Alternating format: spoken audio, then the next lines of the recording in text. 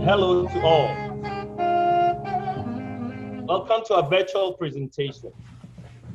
Thanks for joining us today. My name is Senior Emmanuel Prekon, class of 81-83, joining you live from the great state of New Jersey. I'm most privileged to be your moderator this afternoon. Before we proceed any further, let's commit this program into God's hands, after which we will play our school hymn and our school anthem. And to open with a short prayer, let's welcome with warm applause Senior Jim Kusi, aka Akibwa, class of 74-76 Butler House, who himself is joining us live from New York. So Senior Jim Kusi, please lead us in a short prayer. Thank you, Senior. Shall we all pray? Father, we thank you and bless you for this occasion to really share knowledge and information about real estate. We thank you for today. Even throughout the year with COVID-19, you have kept us alive.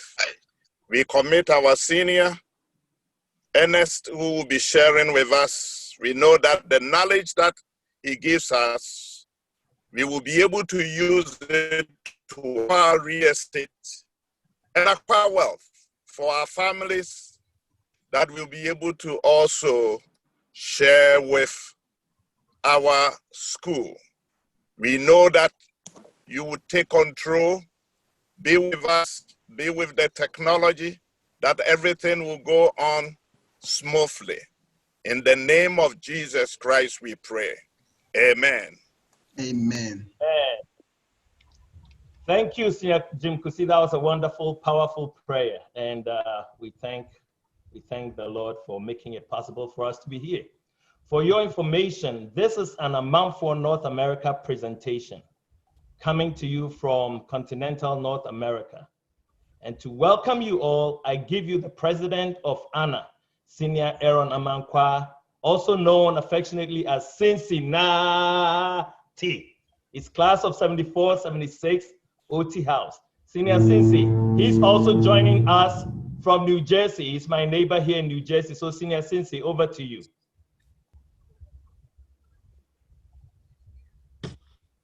Thank you, Senior Prekon. Maybe, Sekoima. Yes, Senior Cincy. I get into that. Can we get into the school anthem? Yeah, sure. Yeah.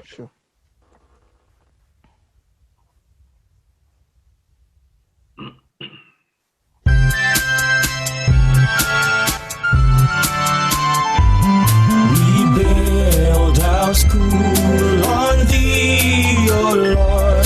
To thee we bring our common needs.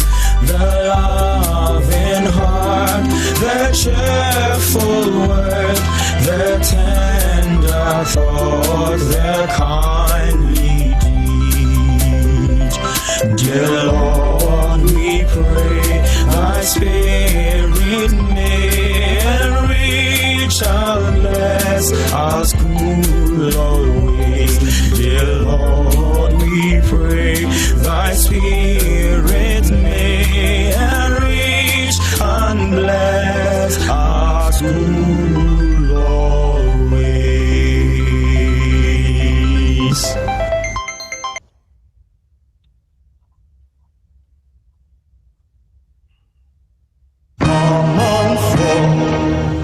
Arise and shine, students of Clerical College, trained in love for truth and excellence, to build in us our masculine pride, our motto imbues in us the love of God. Arise and shine, students of Clerical College, trained in love for truth and excellence, to build in us a masculine pride, a motto imbues in us the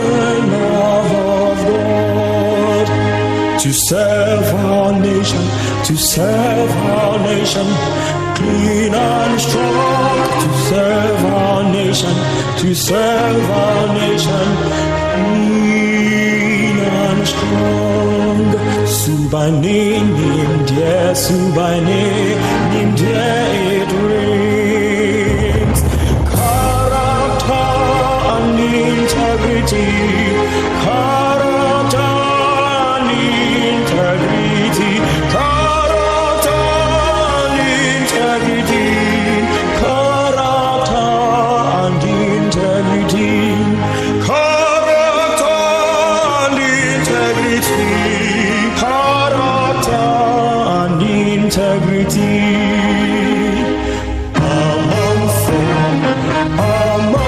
folk, raise the voices high, raise the voices high, and sing for that Pempe College, and sing for that Pempe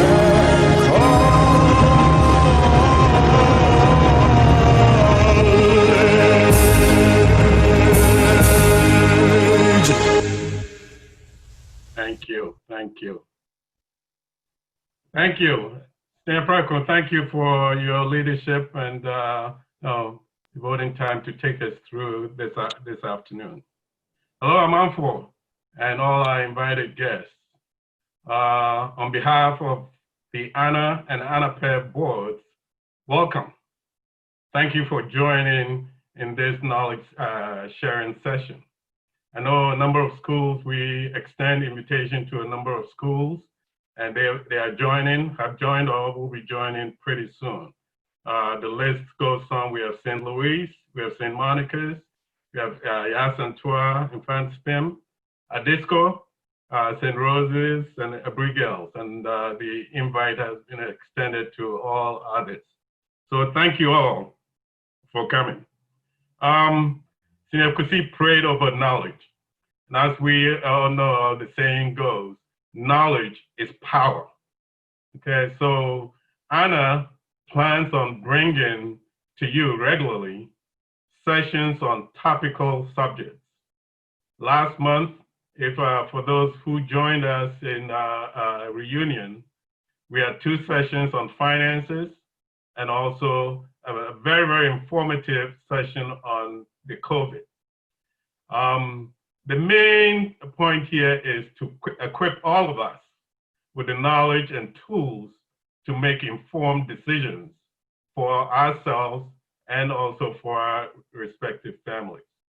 So I hope that today's presentation and discussions that will follow, you will take key nuggets out of the presentation and hope that the nuggets that you take will help you plan or help you with everything that you're doing today in Ghana.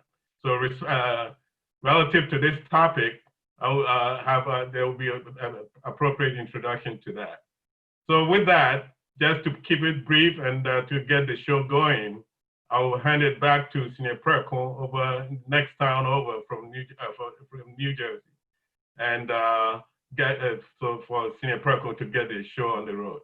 So Senior Preco, take it away. Thank you guys for joining. Thank you so much, Senior Sensei. That was a very warm welcome to all our guests, seniors, invited guests. Today's presentation deals with a matter of no mean importance, often a great source of frustration, disappointment, and letdown to many of us in the diaspora. Okay, but rather than me trying to tell you the story, let's have a short video clip that's most telling and highlights the crux of our meeting here today. Here's a video clip.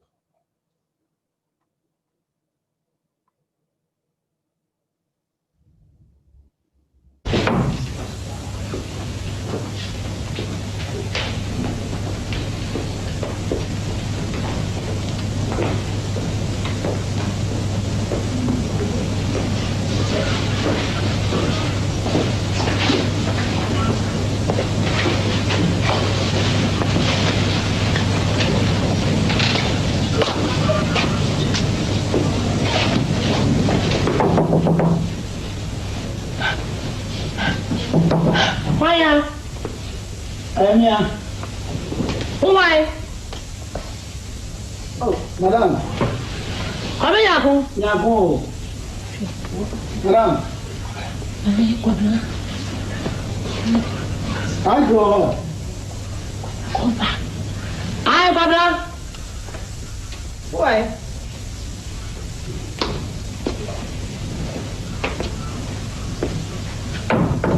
Angry. Barbara, that's here.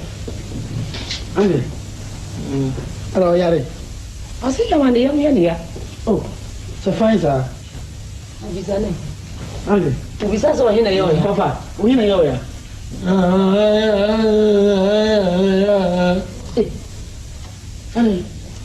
Sana me bisa wa ka chem se ja yam yam me bisa. Yam. Ai o si ja ni yam. Well, I'm not going to be by. Hannah. So we have the fine. And then fear. When I'm in it, me pedro be my brain. O fa dra bra no. I say, I saw to me and conquer that. Ani encho. Oh, me chambers here. Yo. Sorry.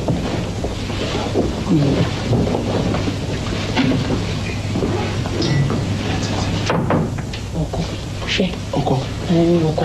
Osi oko federal bro. Na sem kura de da hɔ a no waka. Bo modern sakoda no ba. Wo be ka no kura na wo mu no. David to enka. Wetin ka say? Ha? Me. To enka. Bo modern so be yie no kura na di a kyerɛ. No kura be wa na ka be. Se won ka me de oba ameka. David. We Me si oba ameka kyerɛ no. We oba. En ka say me oba. Oba ameka. Me hwɛ. Me si oba me meka no kura na wo mu na kyerɛ no. Na kanu kracha bo fe on person be kanu kracha na wo na for free. Wo ko kan si oba me kanu kra na kire no. Eka. Sika ya lebreo. Ya fa mbre me kra me kan. Eye na o si enkwan ya si me di ye ne ma 1.5 o se ho anwa ne sa me kan. Ago. Kabra ya bo aba. But to make it. Over. O di edro na ba sori. Over sana je do ne. Oh, so. Say, kaka. Eye. Oh, kabra. What's it, man? Brami. So, come here, don't know, man. Brami hu kaka.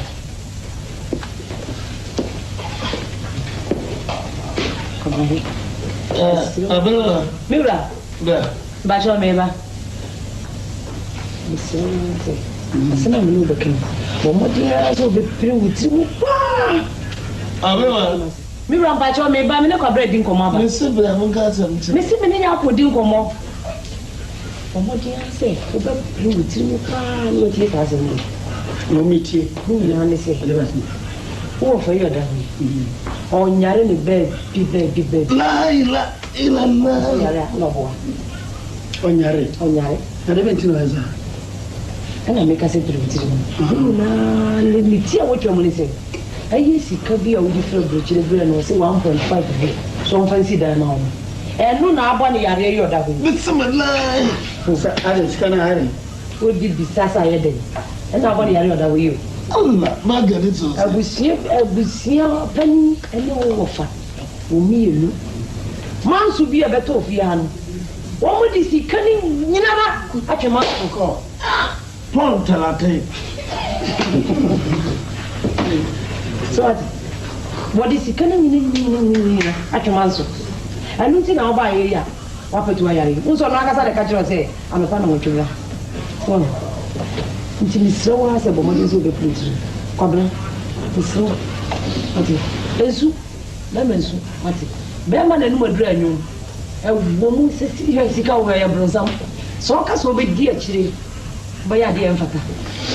Ati. Over. Over. Adi ni ade amini. Thank you very much. So. Kwabra yako. Kwabra. Nyako.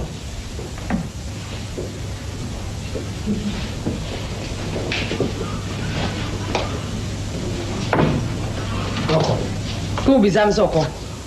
So, Okay, Chairman, no, what to say? me catch you not to say, so the Hannah McKay. I was similar when you were, and net your conqueror was on, yes, sir. Two of them.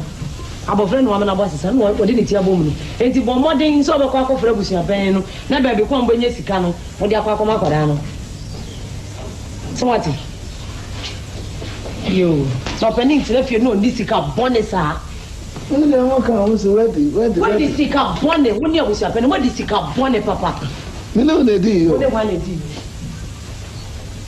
Or just say, she, God, forgive me. London, I want you. New York, I want you. Germany, I want you. Canada, I want you. Toronto, I want you. That's where you need to look. My sister, she come and pray. If you have money, make for water. What's it down, mommy? Oh, look at that Jimmy, baby. May I tell me the theater? The Koreans are separate for me. After you move, mommy. She can't do I know better. I need to move, mommy, with me. Mommy, with me. Mommy, with me. Mommy, I've been Mommy, with me. Mommy, see ya, baby. Mommy, with me. And no Sakoma.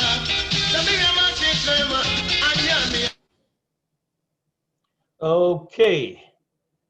Well, that was a nice video clip. Hope you all enjoyed it. Super oldie of old.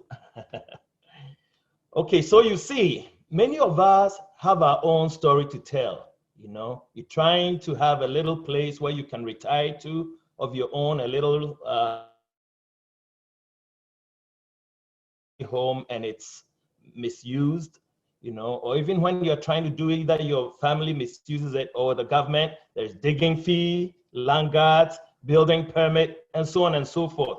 All these matters are going to be addressed today in our presentation. And so as I segue into introducing the title of our presentation, which is Acquiring and Securing Real Estate in Ghana. This presentation will cover topics such as land acquisition and protection, land use, buying versus building your own, titles and permits, and so on and so forth. But before we advance any further, we have a few housekeeping items that I would like to share with you. First and foremost, please keep your mic muted at all times, okay?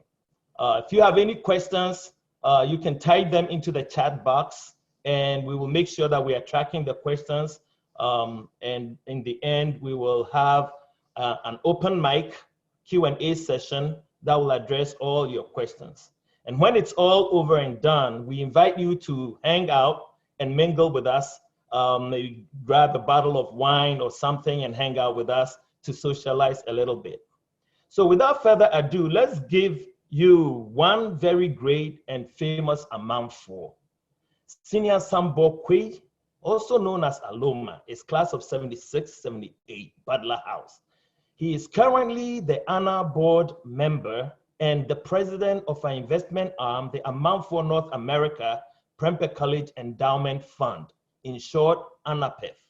Senior Aloma dedicates a lot of time to all causes Amanfoɔ. So to welcome our guest of honor, I give you Senior Aloma.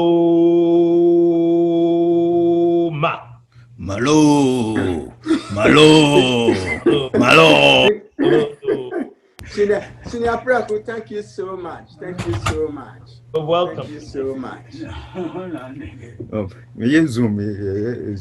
It is indeed a privilege and an honor to introduce our speaker for this afternoon. He has practiced law for the past 10 years as a private legal practitioner and also as a senior corporate counsel within the EcoBank Group. He has represented corporations and organizations in local and international transactions dealing with asset acquisition, disposal, loan negotiations, and many more. Has handled and advised everyday clients on matters related to wealth and asset management. He is one of us, a product of Prempeh College class of 1999. He was in Freeman House. He is a proud graduate of the University of Ghana Business School and the Faculty of Law. This senior was called to the Ghana Bar in 2010 as a barrister and the solicitor of the Supreme Court of Ghana. He earned his master's degree in international law from the University College of London. He is on the legal board of the Food and Drug Administration of Ghana. He is married with 3 children. With no further delay, I present to you Senior Ernest Osei Afo, our one and only. Senior Ernest, over to you in Ghana.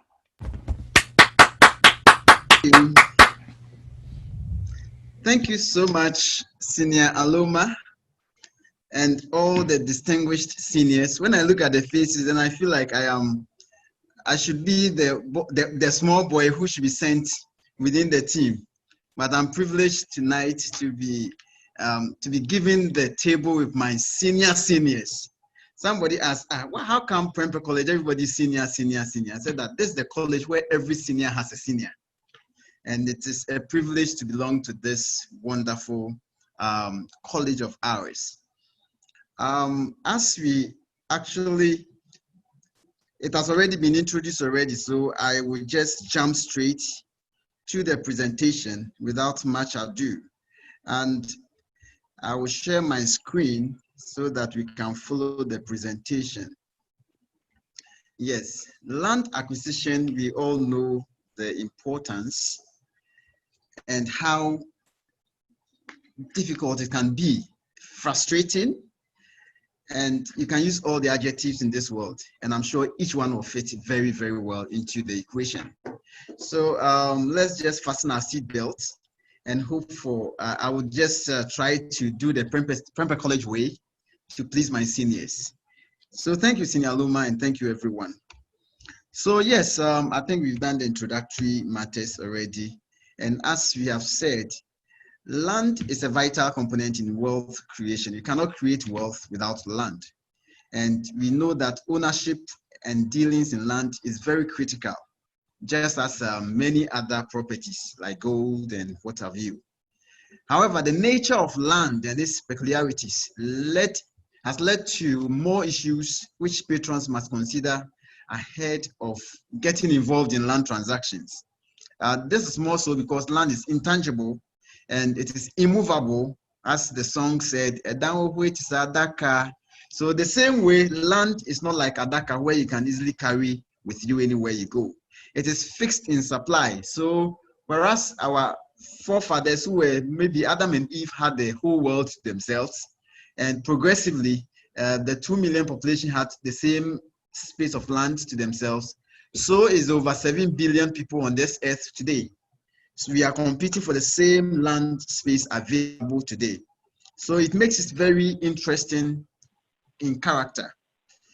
But I say that whether you are interested in possessing a piece of land or irrespective of whatever you want to do, you need to have some knowledge about land matters and understand how it works so that you can also play your part very well and you get a place to lay your head at least. So what are some of the interests that the law permits an individual to own in land? What are the possible interests that we can own in land? The most important, and I will say that we have a new Lands Act 2020, which has redefined some of the interests, some of the land related matters in land. So you can have an allodial interest. Allodial interest in law is the highest or the ultimate interest in land that anybody can actually possess. And it is normally held by the state. As two also implies a skin. depending on which part of Ghana you come from. It can be owned by the clan or a family, or in some cases, but seldomly, an individual. And it has been acquired through compulsory acquisition by the state and conquest, as history has shown us. We have customary law freehold. I'll just walk us through this because I don't think it's much. This is just academics. So we have the customary law freehold, which is also available and a higher interest, but of just a little below the allodial interest. You have the common law freehold, which now you cannot acquire because in 22nd day of August 1969, the law prescribed acquisition of common law freehold in Ghana. You have the usufruct. And the common one that we may be interested in is the leasehold interest. You can have 99-day lease, 70 days lease, 120 years lease, and so on and so forth. And leasehold is a term, a fixed term that is granted to an individual, and it is given to you. It is renewable or non-renewable depending on the nature of it. We also have customary tenancy. Those of us from the cocoa areas and the villages, I'm sure you might have heard of Abunu, Ebusa, where you share cropping, you give your land to a tenant to farm the land, and then he shares the proceeds with you. Normally it's for farm activities and process of farmland. So who can own land in Ghana, and what are the types of ownership in land that we can have in Ghana? There are different ownership types that we can have. We have the government. We have lands that are owned by government.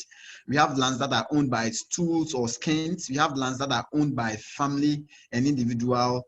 And I hope I'm not going too fast. If I am, please just prompt me so that I will slow down a bit. I know some of the expressions may be technical, but I'll try to break it down as much as possible.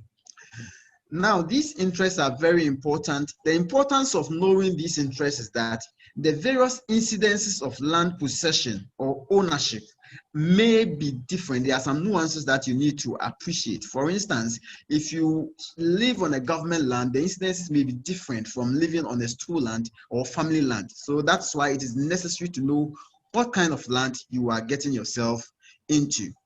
I said the type of land may have specific incidences and rights, yes. And you therefore need to appreciate such specific interests or rights that are attached to the land you are having.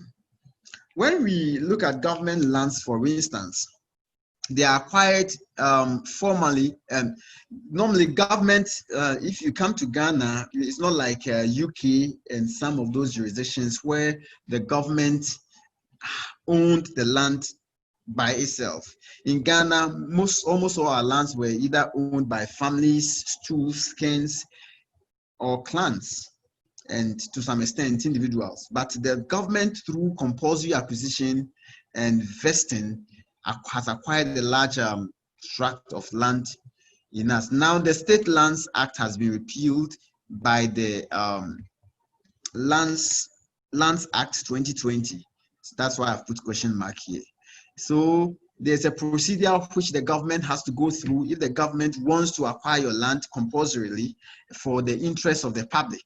And it has to do that, pay fair compensation. The Lands Commission must form a committee, and the committee must meet and then give a report, consult the various stakeholders like the elders, the individuals who settle on the land, including the chiefs or the rulers of that particular land.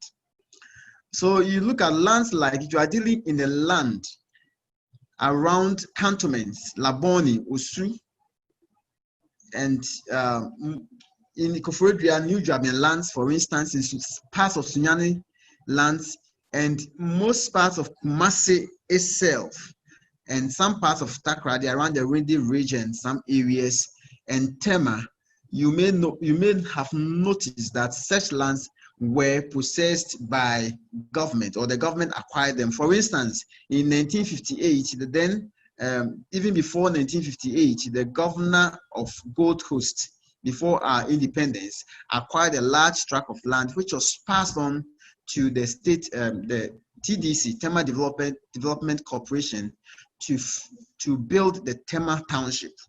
So that land was actually vested in the state for that development. Another case, you can talk about Adenta state housing lands, Dansoman state housing lands, Koforidua state housing, and the rest of the state housing lands, Kumasi and the rest. All those lands were acquired by the government and vested and transferred to the state housing for that purposes. So when you are the character and the nature of dealing with such lands may slightly differ from other lands. Government lands are managed by the Public and Vested Lands Management Division of the Lands Commission. They manage the government lands. You need what we call consent of the Lands Commission when you are dealing with any government land. The good thing is if you are dealing in the land with the land for state housing, for instance, you may not need to go to the Lands Commission because state housing has been given that right to manage it. And now they do that. If you are dealing with Tema lands, TDC also does the same thing. Otherwise, if you are dealing with lands in cantonments, Laboni, Osu, that are government lands, you need consent from the Lands Commission before the transfer or whatever interest you acquire in the land may be valid. Let me explain that if I say interest in land, I mean it can be a lease, it can be an assignment from one person to another, it can be a mortgage, it can be a gift, or even to some extent renting the land. Of course, we look at it in terms of leases in law. The transaction for government land begin with, such transactions begin with the incumbent grantee by mutual agreement, but must include the PVLMD. So for instance, assuming Senior Loma possesses 1 acre tract of land at cantonment, and he wants to transfer 2 plots of land to me, we have to do our own negotiations, our own agreements, and then the transaction will not be valid until the Lands Commission has given consent and has been noted accordingly. Otherwise, you have not completed the transaction and you may fall into trouble. In the same way, if you are dealing in lands like state housing lands, Dansoman, Adenta, Laboni, and those places, Teshi, Nungwa, and the rest, you need to go through the same process, and state housing in this circumstance will give you the consent and do effect the transfer on their records accordingly. Now, one of the controversial types of lands we have in Ghana is the stool skin lands. I think the law has been trying hard to streamline these processes. I remember sometime around 2006-07, there was an attempt by the Lands Commission, sponsored by GIZ and British government, to document all incidences on customary land, but there was a lot of money and a lot of activities, but the whole project did not see the completion that was desired. Otherwise, we should have a better way of managing our stool lands, skin lands, and also it has so much to do with our chieftaincy system. But for the purpose of our discussion, I'll say that transactions relating to stool lands and skin lands are you have to be very, very careful. One, you should know who the chief is and who has been empowered by the custom of the people to deal with the land in question.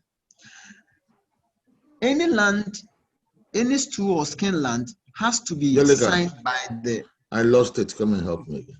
I don't know why. It has to be signed by the chief or the Yana or the whoever is the occupant of the stool or skin, and it has to be concurred and there's what we call the consent and concurrence by the principal elders of the stool. So you need at least 2 of them to sign to show that, to confirm that it is not just the chief, because no chief owns the stool land. Does not belong to the chief. It does not belong to the occupant of the stool or the skin. It belongs to the community. The chief or whoever the occupant is only a custodian, and he has to go through the right processes. And the process is that he has to sign and consult with his principal elders before he can alienate or transfer an interest in such land. So a transaction on this land begins with the incumbent holder, then the chief under whose mandate the land falls For instance, if you are dealing with the land under Otumfuo, you need to agree with the current owner. So let me just give an example. Assuming you are buying 10 acres of land at Odium, just as I did a couple of years back, you need to, maybe it is currently occupied by Senior Prekon. You have to agree with Senior Prekon on all those things that you agree. But when you finish, you have to take the transaction to Menchia Palace. First, even before you go to Menchia Palace, the local chief, if the land falls under Bebri chief, you have to consult with Bebri chief to give you the allocation, which we call the yellow paper. And then you take that allocation to Menchia. Menchia will prepare the indenture for you before it can actually go through properly. And you need to also go to the Lands Commission under the Office of Stool Lands, which deal with all stool and skin lands in Ghana. And they will confirm whether there are any outstandings on the land, outstanding payments by way of ground rents or tenants, rents that are owed to the stool. And those ones have to be cleared before the transaction can be valid. I'm sure there will be a lot of questions. So these are just because if I want to go into details, I think you are going to take too much time. So please just note your questions and you have time to deal with them. The third category of lands is clans or family lands. And these are akin to stool lands or skin lands. If you are an Asante person, you know, maybe you belong to the Oyoko clan or whatever clan you are. If you are a Ga, you may have a certain family, maybe a Bisna family, and then they own certain lands around the East Legon Hills area. So when you deal with them, you meet that particular family clan. And the danger with lands belonging to family and clans, let me just raise this, is that you need to identify who the head of family at any material time is. Because if the person you are dealing with is not actually the head of family and he signs whatever for you, it will not be valid. And that is one of the reasons a lot of disputes around these lands, especially in Accra area. Because if you look at the Ga and you go to the history of the Gans, a lot of the lands are not owned by whereas in Ashanti region, you have to go through the local chief to Otumfuo, the divisional chief to Otumfuo, and then it is done. In the Ga area, there are some differences in many areas. So if you go to Jamestown, for instance, there are several quarters, as we call it, which are small families or units, and each family may own a particular tract of land. So you need to identify if you are dealing with Asri family or Asri stool. In Asri stool, who is the current head of family and who has been validly appointed to deal with the land that you are actually dealing with. So that is very important. And there are so many of such lands in Accra, Ekweapem, Nsawam, and the rest. For clan and family lands, initially the law was that no consent actually was required, but now you have to do, if it's it falls within the customary law land, you have to go through the Lands Commission, the customary law the customary law division under the Lands Commission. So if you are dealing with this, you need to be very careful, and if it is a secondary purchase, you have to get the necessary consent and concurrences that may be required. And let me add that under clan or family lands too, not one single individual or the head of family cannot transfer the land alone. He has to transfer it to the consent and concurrence of the principal elders of the land, because the land belongs to the people, the clan or the family together, not the individual head of family. Now, one of the, if all lands were individual lands, I think it would have been easier dealing with them. Because if you are dealing with individual lands, well, the most critical thing you need to identify is the identity of the person you are dealing with. So if you are dealing with Senior Mankwa, for instance, for his land at Rich in Accra, you need to know that you are dealing with Aaron Amankwa. The name stated, everything, the particulars are correct, and you have verified all the various information on the land in that manner. So that makes it a bit easier. However, let me just indicate that some lands, individual lands, may be clan lands or family lands as well, or stool lands or skin lands, or maybe government lands. And such lands, when you are dealing with them, you deal with the individual as I indicated, and then you deal with the stool or the clan for consent and concurrence, for them to agree to the transaction. That is very important. So what are the incidences on ownership regarding each land category? Let's assume the land ownership in Ghana does not grant absolute unrestrained right to the owner. There are some restrictions, and some of these restrictions may be building restrictions. For instance, if you are building your house around the airport enclave, notwithstanding all the other limitations that any other person may have, you have to seek the consent of the Ghana Civil Aviation Authority that you are not flouting the flying zone restrictions. That's also very important. And then there are other restrictions. If your land, there are minerals in the land, the law says that all minerals in this raw state, in any land, are owned by the state. So you may have bought a land, but the minerals in the land belong to the state. Let me also indicate that one thing you need to understand when it comes to land transaction is you need to understand the documents that the owner has. So if you buy a land from me, let's say it is an assignment or a further lease that I'm granting. Let me explain the differences between assignment and leasehold. Leasehold is a term, a specific term that I give you under my right. So if I have, let's say, 99 years lease from maybe the Osus 2, I can give you 70 years lease, sublease under my original lease. However, if I don't want to have anything to do with the land, I can just assign or give you all the interest in my land to you, and that's what assignment. So I transfer absolutely all my rights, obligations, responsibilities to you without having anything to do with the land. So after assigning it to you, you replace me as the owner of the land, and you deal with the original owners. If it is lease, you deal with me and you deal with the owner as well, because you have to abide by all the terms of my lease and also whatever we agree on. And then when we are done, you transfer it back to me in that manner. So that's the difference between assignment and lease. So when you are buying the land, you have to check if they say it's an assignment, it's a lease. You have to be very careful. If they say indenture is generic term, find out what are they giving you. Are they assigning the full rights to you, or they are just giving you some years under their total interest that they have by way of lease or sublease.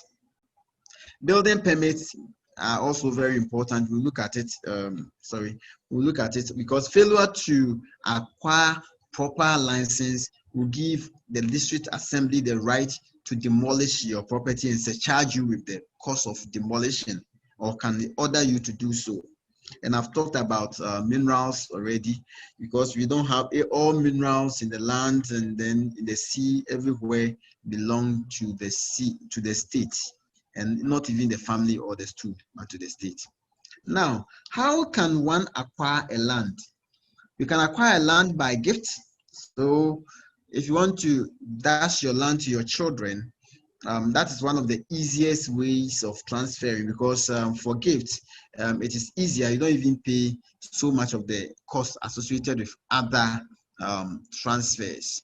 You can also acquire it by bequest, for instance, under a will or under an estate. So somebody, maybe your grandfather, dashed you some land at a part in Accra or wherever. That's also a valid way of acquiring land. You can also purchasing land, we all know.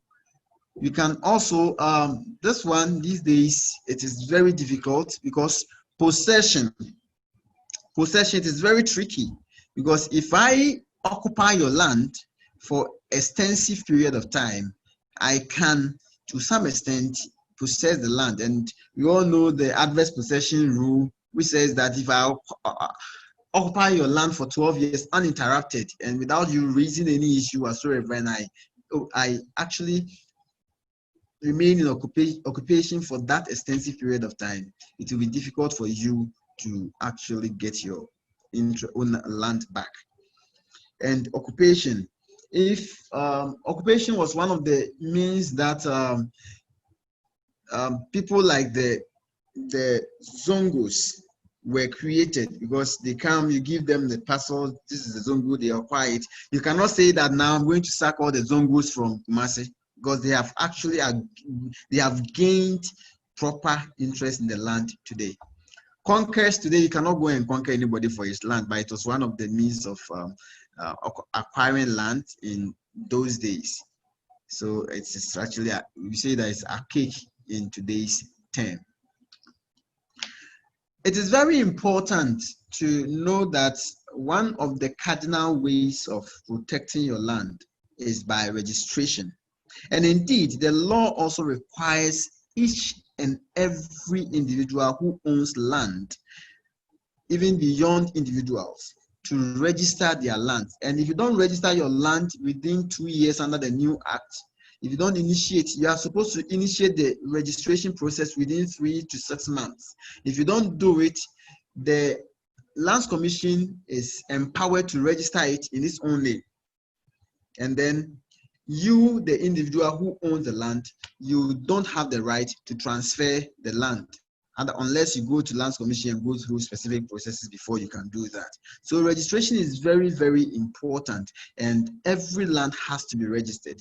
However, the law expects that the registration of land will start from the bigger interest to the smaller interest. So if it's a state land, it's expected the state to register its interest, and then anybody who acquires from the state also registers his interest accordingly. If there's two land, if you buy a land and there's two, it's expected that there's all the stools and clans will register their lands. And to that extent, even stamp duty has been waived.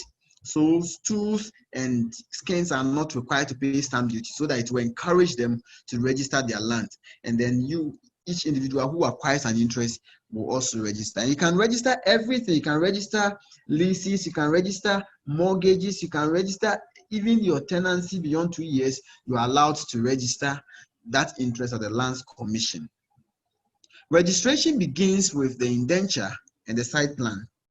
So you should first have your indenture. The indenture, in simple terms, is the agreement covering the land. And I want to distinguish between land documents and receipts, because sometimes I meet clients, I meet people, and they tell you that, oh, I have my receipts. When I bought the land, they gave me receipts. That may not be a proper way of proving ownership in land, even though it can help, but it is not. In fact, even holding the indenture itself can fail. How much less holding that? So you make sure that when you buy the land, the first thing you have to get is the indenture covering the transaction. The indenture, whether it's the lease, assignment, whatever it is, it will recite the nature of the transaction in the recite, what we call the recital, where it will tell you a lot of boring things, starting with perhaps this, that, like story form. It tells you, even the one who is selling the land to you, what kind of interest, what kind of how did he come by the land? Did he buy the land? Did he acquire it through his ancestors? Did he get it through gift? Or howsoever he acquired it needs to be acquired.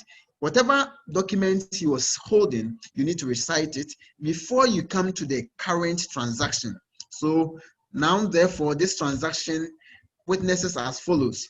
Lease agreed between Emmanuel Prekon of so and so and Ernesto Sayafol of blah, blah, blah, and you describe the parties accordingly. You describe the terms of the transaction. You describe whether it's a leasehold, whether it is an assignment, for how many years, the duration, the fee payable, ground rent payable, and all that. And sometimes you have to even define the nature of use of the land. And that is one trick that you need to look out for. The essence of knowing that is that certain areas are zoned, because all the lands are zoned or are supposed to be zoned. Let me just, for safety. supposed to be zoned.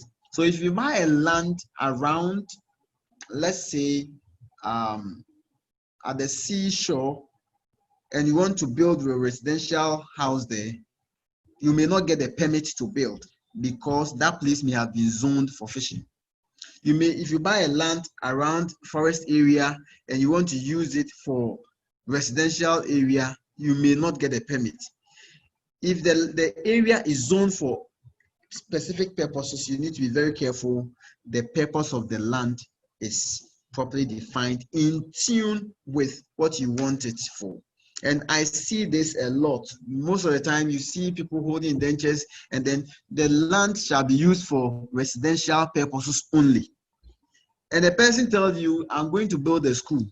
And school is not residential activity. School is normally classified as social commercial purpose. If you are going to use it to build a hotel, it is commercial. So you have to negotiate it very well and make sure that you get what you actually want. So that's the purpose. So the indenture site plan, get the consent if applicable. So if it is a land, it's a stool land, skin land, state land, you need the consent. Get the consent as early as possible. Then the land valuation division will stamp the document. The stamping is, stamp duty is actually a tax. So you pay the tax on the land transaction and then they record it. Then the survey and mapping division will go to the land and take the cadastral plan. The cadastral plan is like the map of the land, which has the specific coordinates of the land. So if you plot your land on the map of Ghana, you will know that this piece of land belongs to Senior Alfred or Senior Prekom for that matter. It will be published in the newspaper to give notice to other people that this land, Senior Prekom wants to acquire a parcel of land here. Does anybody dispute that? Does anybody has any caveat or any objection to that? If nothing is raised, the rest is just administrative before the land certificate will be issued. So that is very important. But let me add that now there's also this registry. Actually, we've had this registry all along. This registry is now, it's not every part of Ghana that you will get what I have here, the land certificate. The land certificate now, as it stands now, is only applicable in Greater Accra region and then Kumasi area. The rest of the country are now trying. We have tried all since 1987. So we are hoping that we will be able to capture all the, but if the area has not been declared as registration area, where they can issue you with a land certificate, they will do what you call deregistration and plot it, and the value is as good as having the land title certificate. If it's a customary law, you can also register under the customary law registration, and it is also valid accordingly. The customary law goes with farmlands or our villages where the lands are mostly administered by customary practices. So what are the critical factors that we need to take into consideration when we want to acquire a land? And these are very important. To me, you have to look at the cost of the land. How much are you going to pay for the land? I remember a friend called me a couple of months ago when I was stuck in COVID somewhere, that he's buying a land. He's buying the land at Lashibi, and he's very cheap. So he wants to make sure that he acquires the land quickly. And I asked him, how much are they selling it for? He said, oh, 25, 30,000. I said, this is a red flag. The cost of the land should tell you that you are likely to throw your money away. So move away. So the cost of the land, there are some fair or market values for lands. And anybody land to you is likely to buy it within the market value. So the cost of the land is likely to indicate whether you are dealing with the proper land or not. But of course, you need to check your pocket as well.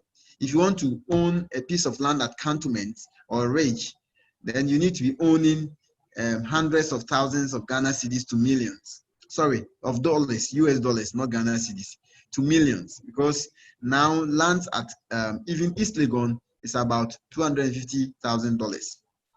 That's what it is. So you need to know how much it costs. You need to consider lifestyle factors. Lifestyle factors. What are the lifestyle factors that are important to you? You know yourself better. Consider whether you have those and they meet what you are looking for. Utility. Ghana is not like North America or any part of America where they develop the land before they start building. Ghana, sometimes you have to start building and then you go and beg ECG to bring land to where you are, or dig your own borehole to supply you with water. So consider all these things, whether you are willing to do that before you settle on the land. Amenities, so the same thing. Amenities available, markets, and all that. Security is also very essential because there are some areas, if you want to go and live, if you are buying a land at Kaswa, they will tell you, oh, it is good, it has developed, the place is developed, every day there's light there. It is, especially if you are not in Ghana, they will give you some vibes. You will think you are going to stay in heaven. You come there and you keep driving, you never get to your destination. So sometimes, are you willing to go and isolate yourself in a place where the police may have to drive for about 10 kilometers before they get to where you are, in case there's a problem? Because chances are that such areas may have poor road networks as well. So you need to consider all these things. And that's one reason why, personally, when we're developing our property, at a point we said, no, let's hold on. Because I know that I work late. Sometimes I go to work after 10 p.m. Are you willing to drive on this road alone? That's up to you to consider. You need to consider the documentation. What kind of document is the person selling the land presenting to you? You need to be very careful and deal with it. Even where the person gives you land title certificate, please be very careful. There are I've seen a lot of fake land title certificates in Ghana. So it may raise red flag at a point. So that is also critical. The neighborhood profile. Are you willing to live in that kind of neighborhood? Maybe you may want to consider gated community, or you want to consider the kind of, the area. There are certain areas at every morning, the mosque will open and say good morning to you. And on Fridays and weekends, the churches will also do praise and worship and killing the devils with you. Are you willing to go through all those kind of issues? You have to consider the neighborhood profile. What kind of people live there? What are their backgrounds? Are you willing to live in that neighborhood? What are the covenants in the lease document? And covenants are this is very critical for documentation purposes. Covenants are obligations that are stipulations that are noted in the land document. So if you are taking a lease from a stool or whoever, it will tell you that you are not supposed to sublet without the consent of the grantor or the lessor. What it is telling you that without consent or approval from the head lessor, the one who is giving the land to you, you cannot grant any further interest to anybody without them. And that is very important for you to note. What other covenants? There are several covenants. Quiet enjoyment. The landlord is supposed to commit. The law implies that he gives you quiet enjoyment. It's not like you have bought the land and every now and then he's coming for salt, he's coming for pepper, he's coming to disturb you. I want to dig this, I want to do that.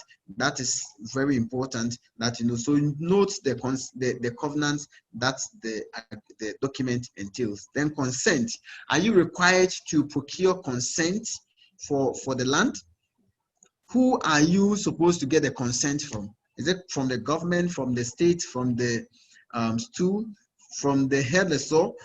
These are very technical matters that you need to make sure that you clear. Otherwise, it can invalidate the transaction. You need to also appreciate who has the authority to sell the land. The person selling the land to you, calling himself Jasiche, or Tobi, or Nana, or whatever. If you come from an area where about 50% of the population or more call themselves Nana, and the chief is also called Nana, then you need to know that not every Nana may be entitled to deal with the land. So that is very critical. And the purpose of the land, I think I've already spoken about the purpose of the land. So be careful, what do you need the land for? And are you able to get it for that purpose? It is very important. On the other hand, you have to look at the interest rate. Of course, what are some of the factors that affect? I just looked briefly at the factors that affect housing prices. And you're looking at interest rate, economic growth, number of households, availability of mortgage, which is very difficult to get in Ghana, and all the other factors. Now, one of the important things that we need to understand is doing due diligence on your land. Due diligence is very, very important. I believe, remember, about 50 years ago, if you are going to marry, your abusuapeni or your father will say that you need to go and do background checks upon the family and see whether there's no mad person in the family, they are not of this character, of this nature and all that. In the same way, when you are buying land, you need to do your due diligence and background checks extensively.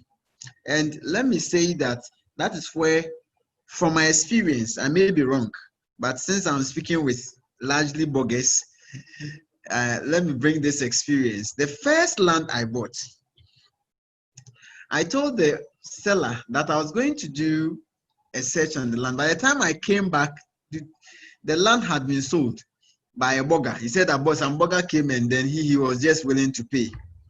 And then he paid and left. I don't know what became of the transaction subsequently. But I've seen a lot of people who actually went through similar experiences. And the trick is that the seller of the land will tell you that, oh, this place is hot cake. It's here in Ameton. I just sold 2 plots. I just sold 4 acres. And then this, I just have only 1 acre left. If you don't buy it, well, some people have come to collect the documents. They conducted their search. They are moving on. So if you want to buy, put money down.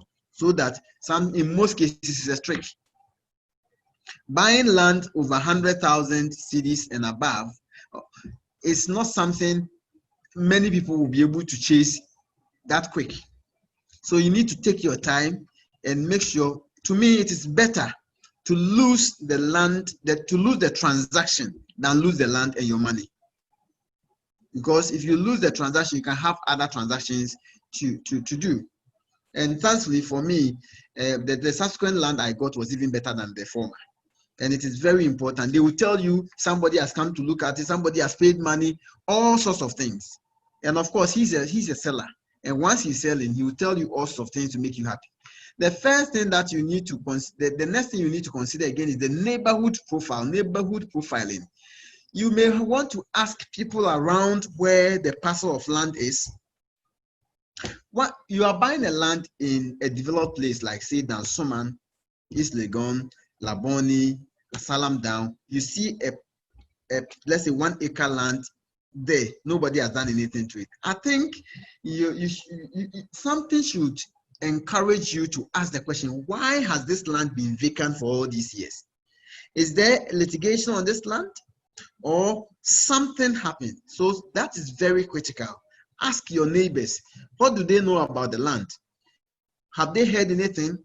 Unfortunately, Ghana, not many people may want to come with information, but sometimes you may have valuable information that will be very helpful. So please ask neighbors about the land or the house or the property you are trying to buy.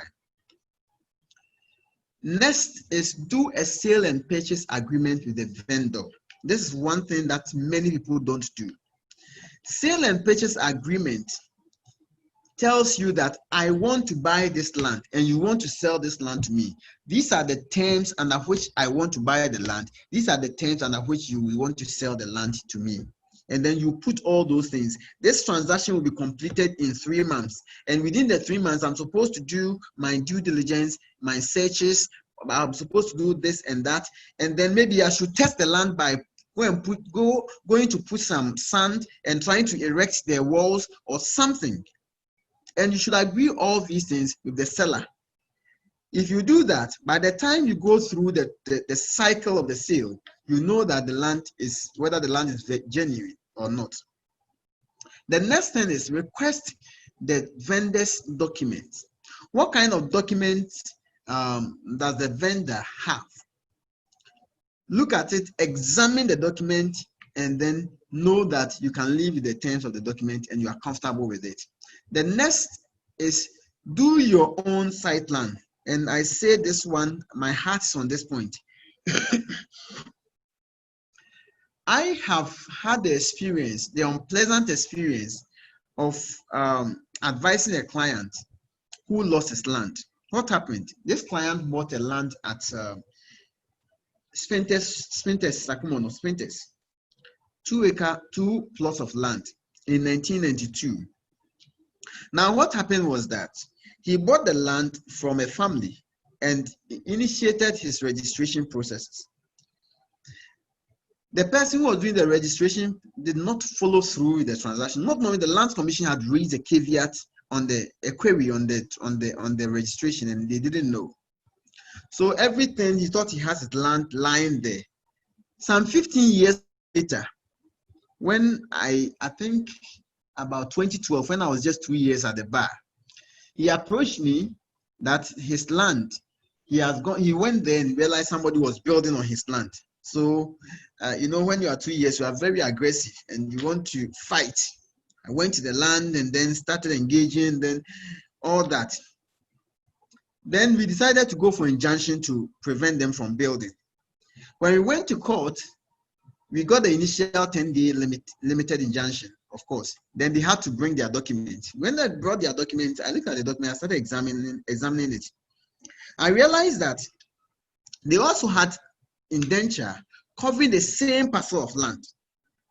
So I told my client that, well, we should pause and do something. So I took their site plan, took our site plan, did what we call composite site plan. So you take your site plan, you take yours and you put it, you like merge.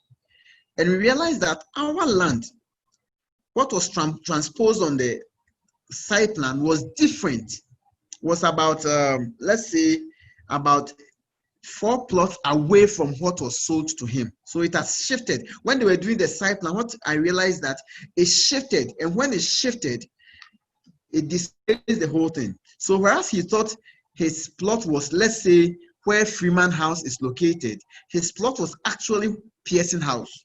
And he never even went to see Pearson House. So Pearson House was actually gone. So in effect, he didn't buy anything.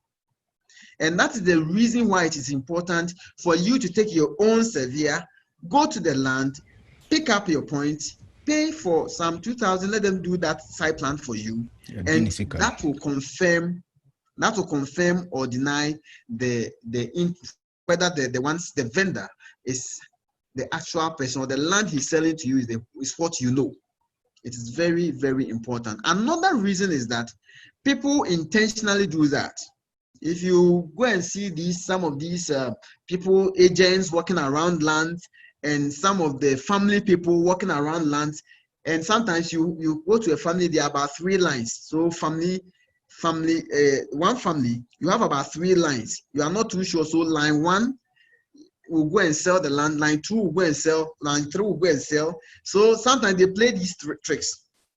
They intentionally give you the wrong site plan, and because the site plan does not tell you the actual description unless you put it under in the survey mapping scheme, you may not get the information you need. So do your own site plan for that purposes. And I'll say that use your own site plan to do all your searches. Don't use, well, you can use both, but please, your site plan that you have done, use it to do the search to confirm the ownership and the information available on the land. The next thing is negotiate to draft your own document, if possible. If you are not allowed, make sure your lawyer reviews the document thoroughly and make recommendations. Don't just, one thing I've realized is people will just take the lawyer, please sign, they say you should sign at the back for me. Personally, if you bring the site plan to me and tell me to sign at the back for you, I won't sign. because I haven't gone through the due diligence. I can't confirm anything on the document.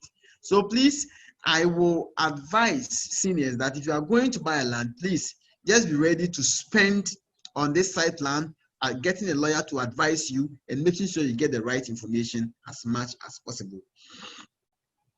Again, make sure you exercise some ownership rights prior to payment of money. Don't be too quick to pay money.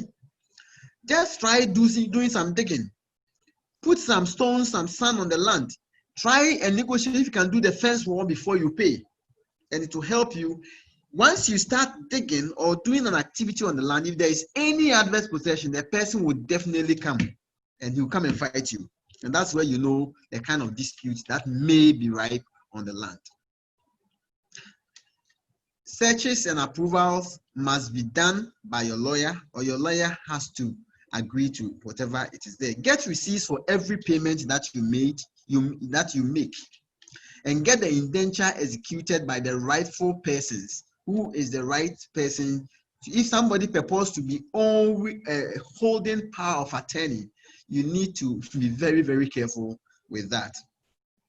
Once you get the transaction executed, please let the court stamp it and then get the take the indenture to the Lands Commission to do your stamp duty, pay the stamp duty, and start your registration processes. And then make sure at every point in time you have taken possession. Possession is very important in land. So if you are dealing with the land, please make sure you possess it. Possess it by put something on the land according to Utaofe and Dankwa. If you put anything on the land that is yours, it's confirmed that you are in possession. If there's anything you can do, just do it. If you want to erect something, you want to erect security posts and put a security man there, do that. But do something on the land to show you are in possession. If seniors will allow me, we will just take 10 seconds break, and then we continue with this.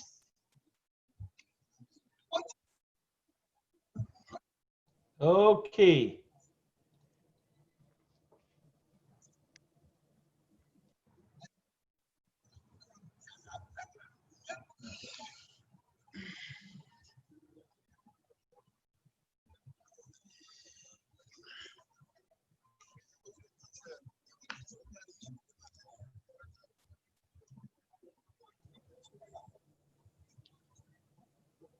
Okay, just in case somebody didn't catch the joke, let me just play it for a second time before we continue.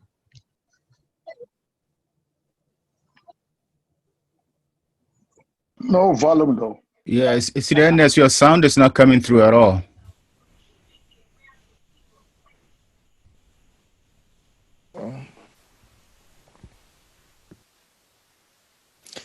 Yeah, that's the problem with Zoom.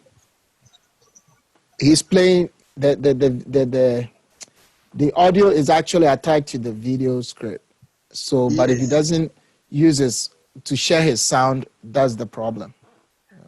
Oh, you couldn't hear. Yeah, we couldn't hear. Are you sharing your sound? Okay, I think we can move on so that we don't spend too much time on Okay, it. That was just a joke. Okay, no problem. That would have been fine. That guy's a crazy guy anyway. Yes.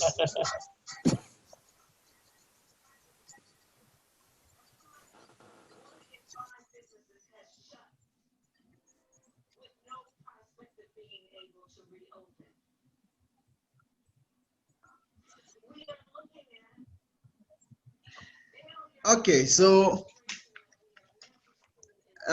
please, do I have your permission to continue? Please, do. Okay. Go ahead, Senior. Okay, thank you, seniors. Yes, so we're looking at how to protect your land at this stage. And like I said, land is not like Garden X, where you can just go to Makola and buy it and put it in your fridge and nobody can come and take it. Or it's not like a car where you put in your garage and put a key on it. If you buy a land, it is just a land lying there. You are staying in North America or Canada or New York. You don't know what is going on the land. So what can you do? It is very important to exercise some kind of protection so that your land will be available for you. So the first one, like we said, due diligence is very important. I say that protecting your land starts with the land acquisition process. If the land acquisition process was rightly done, your protection will have reduced by about 70%. Because if the vendor or the one selling the land to you realize that you can just you are willing to let go, and land purchase is war, it's a battle. So you should be ready to show that you are not going to allow any water to pass if there is a joke. And that is why, especially the family lands, they go and get you a new land.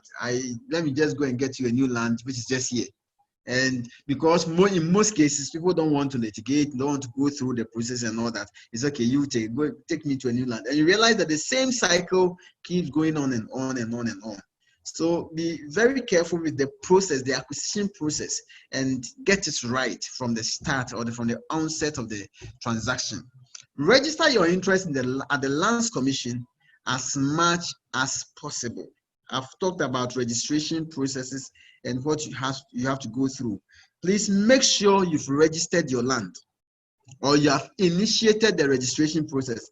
Currently, the good news is that once you initiate your registration, subsequent registrations will not go through. Previously, people could go and do some kind of wagadre things with some of the officers and all that, and then they tell your document is missing and all. But now they have introduced the digitization of the Lands Commission. We are hoping it will work as efficiently as we anticipate it to be. So when you submit your document, they even give you confirmation by text messages and what have you. So it helps a great deal. The next thing is possession. I don't know how to say this better. Possession is everything. If you leave your land to fallow, it's just like leaving your teenage daughter in the open on the streets of Bantama. Anything at all is possible. Please possess it and cherish your land and let people know that this land belongs to you. If possible, negotiate possession at the initial stages. I talked about it. Before paying your full price, you do your sale and purchase agreement and make sure you possess it before you even start paying money, if it's possible. And in the sale and purchase agreement, negotiate to have indemnity from the vendor. Let the vendor commit that if this transaction fails, I'm going to refund your money plus the cost of the transaction cost. And once he realizes that, he will be careful. The next thing is you have to seek professional advice. And as I say, possession is everything. In fact, even in the New Lands Act, all land transactions have to be advised by a lawyer, and the documents have to be signed by a lawyer, confirmed. So if you engage professionals, you get a lawyer, you get a valuer to go through it, you transfer your risk accordingly, and it helps a lot in your transaction.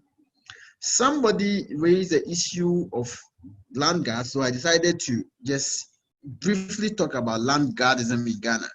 I'm sure we all know this phenomenon that has been with us for years, and last year the government promised that they were going to introduce the Vigilantism and Related Offences Act 2019 to help us fight the land guard phenomenon.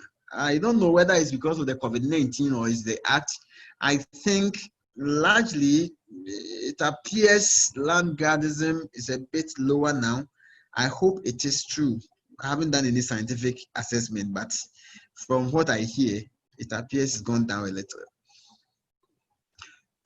Land guard is defined as a person who uses violence or the threat of violence to protect or guard land or property belonging to that person or another person.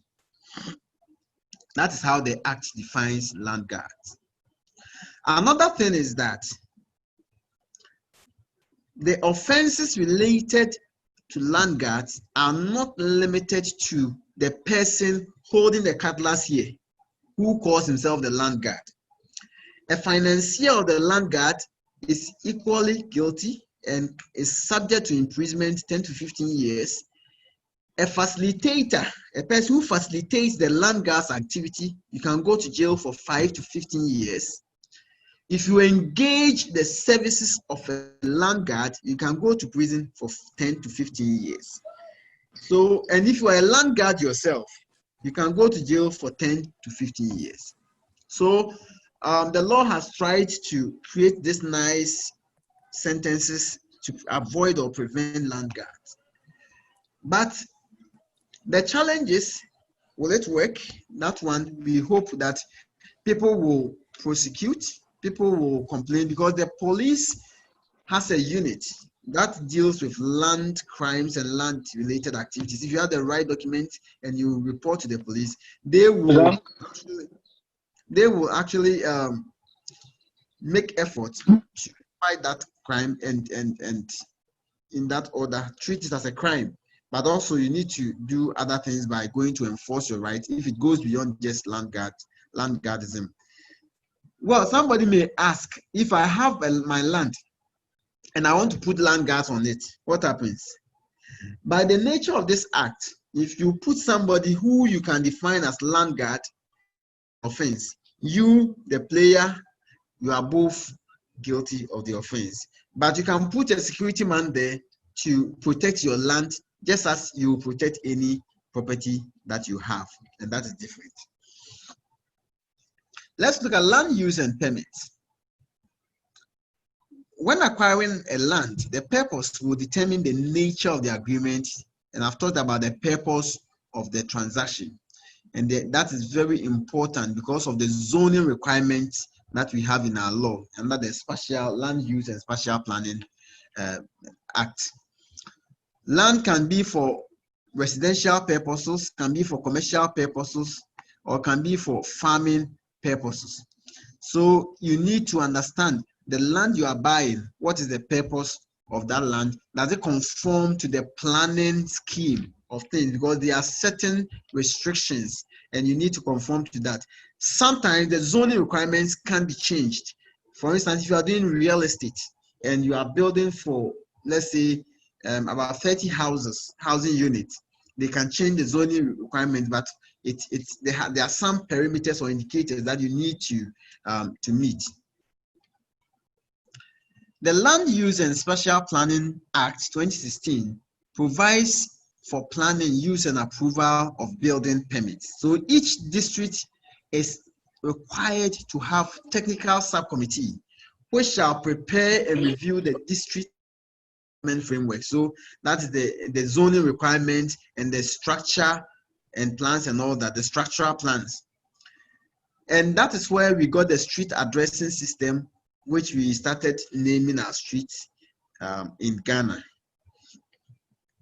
So under the local plan, a local plan shall have as its key object the judicious use of land for attaining a sound, natural, and built environment and an improved living standard. So the district assemblies are supposed to have their own plans and then develop which area should be used for schools, should be used for what, and all those kind of things. And the nature, your plan will be discussed by the same committee. So for instance, a local plan is required for each specific physical development. So you need to have your own plan, and then the building plans developed by architects and other building engineers signed and approved accordingly.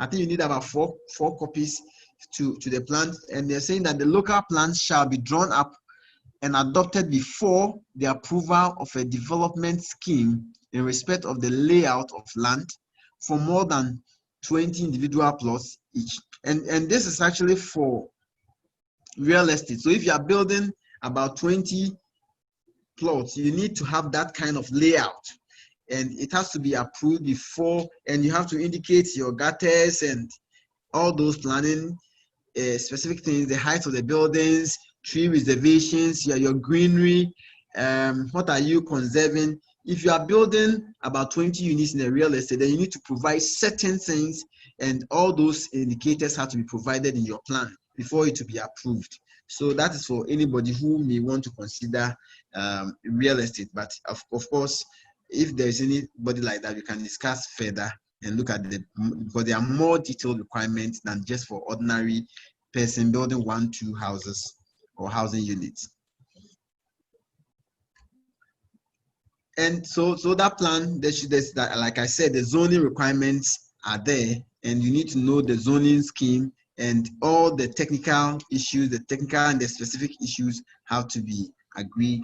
And some of the zoning requirements, options in the district, if you look at section 85.3, that the authority shall provide guidelines in respect of zoning scheme affecting agriculture, purchase of a whole or partially affected agricultural unit, mining, utilities, and what have you. I will give an example of those of us who know Lakeside Estate in Ashalibutri, for instance. The whole of Lakeside Estate used to be agri-cattle, and the land was acquired by agri-cattle for rearing of cattle. And at a point, they converted it to an estate for human beings to live on. So that had to be, the place had to be rezoned, and they had to meet these requirements before the permits were given to them. So that is very critical in that manner. But if you are building one unit, you don't need to go through all these processes. You just need to conform to the structural requirements and the specifics for approval. There should be no development without a permit granted by a district assembly, and failure to procure permit is an offense, and you'll be liable to 500 to 1,000 penalty units or conviction of 2 to 4 years imprisonment. One penalty unit is 12 Ghana cedis.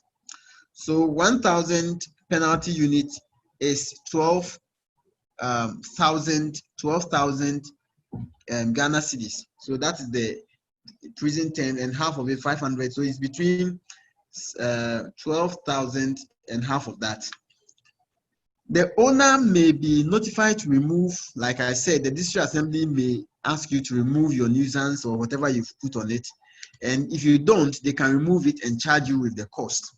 And that's why sometimes they put enforcement notices, stop work, produce permit, this and that and that. It is well within their right to do that. And strictly speaking, there should be a certificate of habitation before the land can be used for any purposes. But I don't know how many buildings have certificate of habitation apart from the commercial buildings that we have. But that's how it's supposed to be. The land should have greenery, so there should be some kind of vegetation, fauna around the building, whether trees, gardening, or that every land, every house is supposed to have that.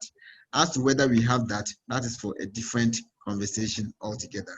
So in a nutshell, land transactions are very important, but there are certain strict guidelines that we need to go through. So for the sake of time, I'll pause here and hand over to our moderator for Q&A. Thank you very much, seniors. Thank you.